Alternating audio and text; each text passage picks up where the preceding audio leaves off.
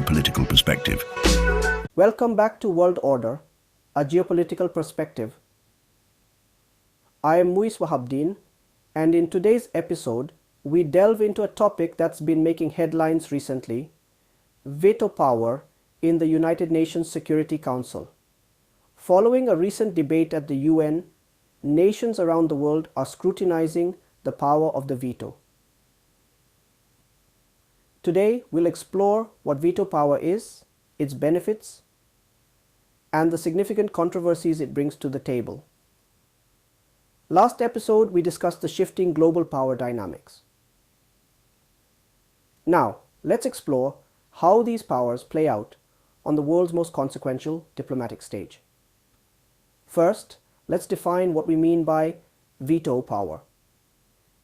Veto power is the right to unilaterally stop any substantive resolution in the UN Security Council. It's held by the 5 permanent members, often referred to as the P5: the United States, Russia, China, the United Kingdom, and France. Instituted at the founding of the United Nations in 1945, this power was designed to prevent the Security Council from taking major actions that lacked the support of any principal victorious power of World War II. The intention behind veto power was essentially to maintain a balance and avoid the kind of disastrous conflicts that led to the First and Second World Wars. It's about checks and balances on a global scale. With that foundation, let's look at how this power is exercised and why it's so influential. Veto power does have its advantages. Primarily, it encourages diplomacy. Knowing that any of the P5 can veto a resolution pushes member states to engage in more dialogue and compromise before proposals reach the floor.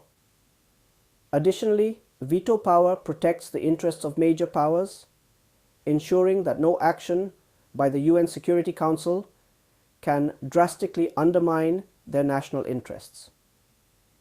This is crucial for maintaining international stability, as actions strongly opposed by a major power could lead to significant geopolitical conflicts. However, the veto power is not without its critics. One major disadvantage is that it can stifle action on urgent issues. For example, responses to humanitarian crises or aggression can be blocked if they conflict with the interests of any P5 member. Indeed, we've seen situations where veto power has prevented intervention in severe crises, sometimes exacerbating human suffering. It can be seen as a tool that prioritizes power politics over human rights and justice.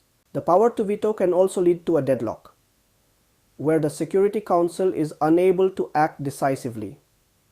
This has led to criticisms that the United Nations sometimes fails to fulfill its primary purpose: preserving international peace and security. Given the recent debates at the UN, there's growing momentum among many countries to reform veto power. Proposals range from eliminating the veto to limiting its use, especially in cases of mass atrocities. It's clear that while veto power is a cornerstone of the Security Council's operations, it is also a source of significant controversy. The debate around it encapsulates the tensions between national sovereignty, global governance, and moral responsibility. Thank you for tuning into World Order, a Geopolitical Perspective. If you found today's discussion enlightening, please share this episode and join the conversation on our social media platforms. Until next time, keep a close watch on how our world's leaders navigate these complex geopolitical waters. World Order, a Geopolitical Perspective. Advertisements. Elevate governance with business and human rights workshop. Join us for an intensive 3-day workshop in Geneva hosted by the Geneva Nations Institute. Apply now for a transformative experience.